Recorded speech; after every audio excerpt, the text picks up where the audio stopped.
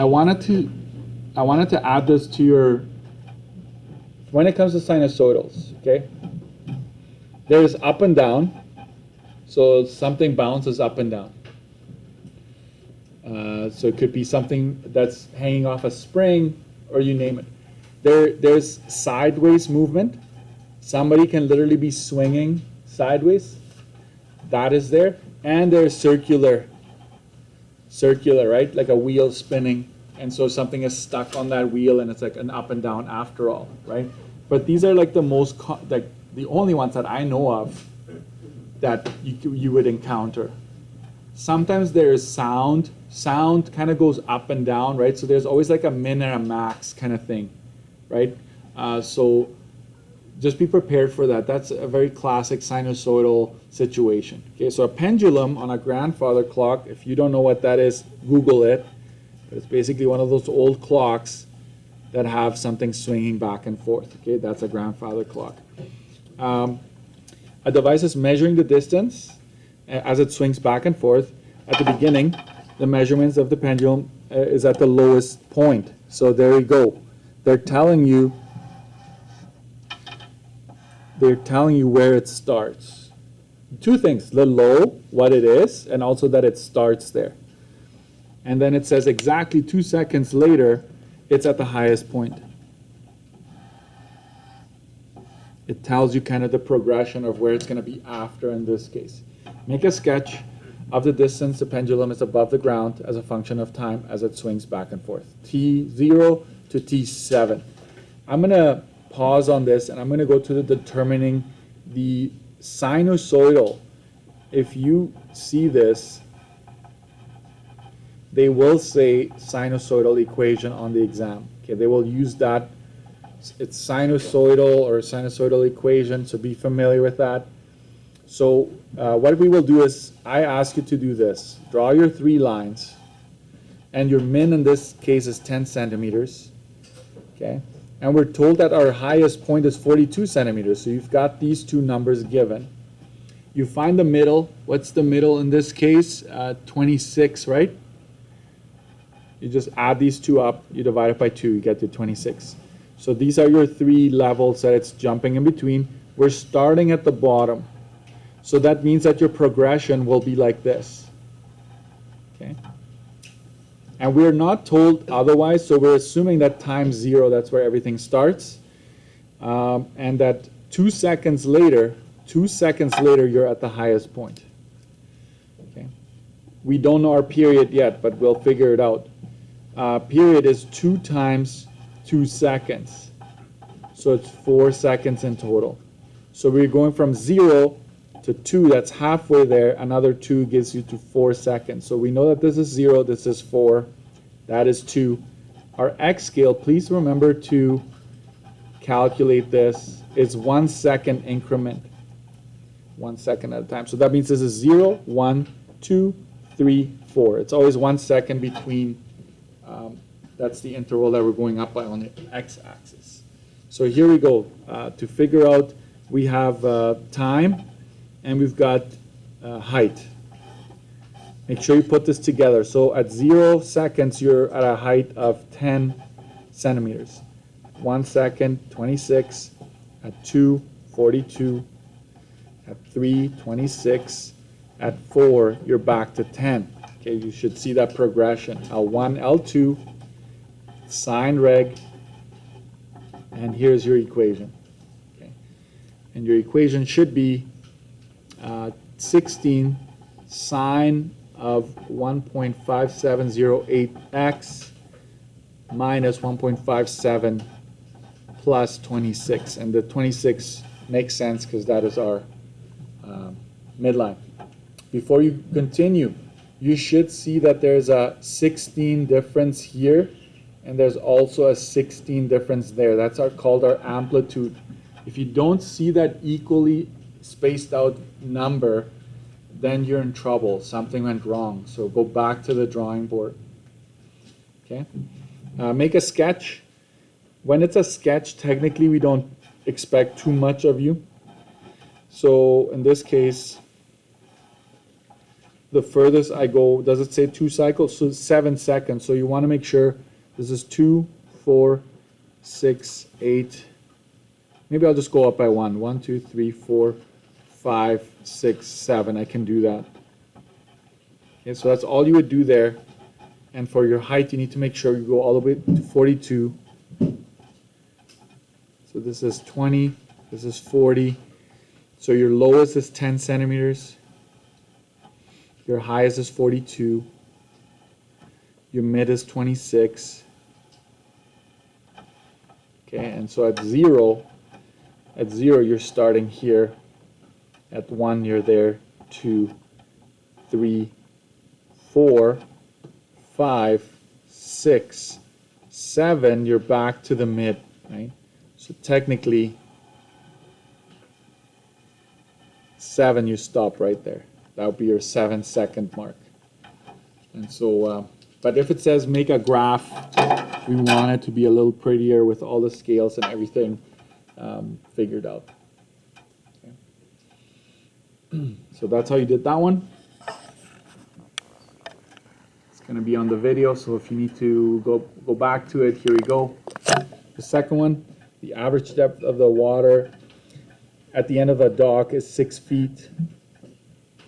It varies 2 feet in both directions. So this is somewhat different, right? So from the middle, it goes up 2, down 2. Okay, suppose that there's a high tide. The water's at the highest point at 4 a.m. Okay, if the tide goes from low to high every 6 hours, write the sine function, that's my bad, it wasn't supposed to say cosine, as a function of d, right? Describe the depth of the water as a function of time with T4 corresponding to 4 a.m. Include a neat sketch, and we're not going to do that right off the top. We're going to just come up with our 3 lines horizontally like this. And this indication gives you that 6 feet is the mid. And so we're going up by 2 and down by 2, right? So the water kind of goes up and down. It says varies 2 feet in both directions of the 6. Okay, so we have that figured out. It goes from low to high every 6. This right here gives you enough information to figure out the period of this function. So period is 2 times 6. So it's 12 hours. Okay, because it says goes from low to high every 6. So if it's 6 there, it takes you another 6 to come back down. Okay, so that's the idea here. X scale would be 12 divided by 4. That's 3 hours. So 3-hour increment in terms of sideways. So where do we start? It gives us a piece here where it says we are at a high tide at 4 in the morning. So we are at a high tide when time is 4. That's where we start off, at 4. That means that we're going to come back to the high 12 hours later. So this should be 16. Okay, you just go plus 12. You know that's going to be 16 when you come back up. But I'm going to use my X scale to figure out the rest of these values. So it's going to be 4 plus 3 is 7, plus 3 is 10, plus 3 is 13, plus 3 back to 16. So now you know you're doing this right. Okay. Figure out your time and your height, or depth, I should say. So 4 is 8, 7 is 6, 10 and 4, 13 and 6, 16 and 8. And sine reg, y is equal to 2 sine 0.5236 x minus 0.52 plus 6. That is your sinusoidal.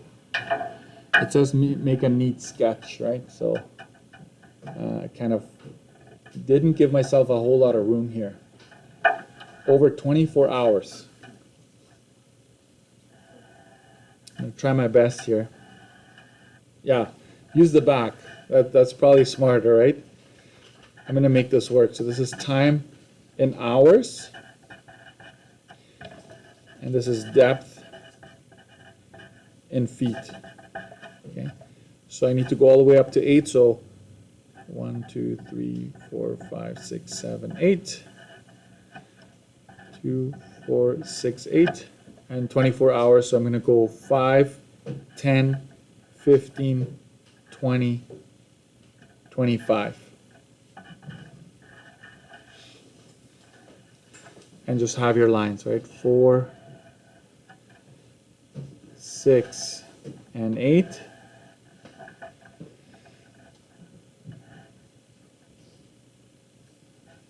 So we're going to start at 4, right? This is 5 for me. So 4 a.m. at the high. And then at 7, I'm here. At 10, I'm at low. 13. And 16. Keep going. Just keep adding 3 to this, right? 19, 23, 26. That's already passed, right? So 23 would get me to here. 24 is somewhere there. What's the y-intercept? Did anybody figure out the y-intercept? When x is equal to 0? I guess we don't. This is just a sketch, so that'll be fine. Okay. As I said, normally when you're trying to come up with your equation, they're not going to make you graph it because it's too messy, right? It's basically going to stop here and maybe one more question. They could have said, where was the tide at midnight? At 0, right? Time is equal to 0. That's one thing I can see them ask you for, or what's the range? The range is 4 to 8, I should say. Things like that, but a graph, I haven't seen that. So we're not gonna sweat it too much. So marks, how would I allocate marks here? Basically, to come up with both points. So let's do it this way for simplicity reasons. You having the correct min, mid, and max, I'll give you a mark for that. You having the correct x values, I'll give you a mark for that. And if you show enough work, we usually give you a mark for the equation, provided that you got at least one of these right. If you get this wrong and this wrong, we usually don't give a mark for the equation anymore. So you have to have at least one of these two right, like either your min, mid, max, or your x values as we see them here. So 3 marks for that, and I'll give you 2 marks for the sketch. If it looks decent, then I'll just give you the mark there. I'm not gonna sweat it too much. So 5 marks for question 2, and it's gonna be the same for question 1, essentially.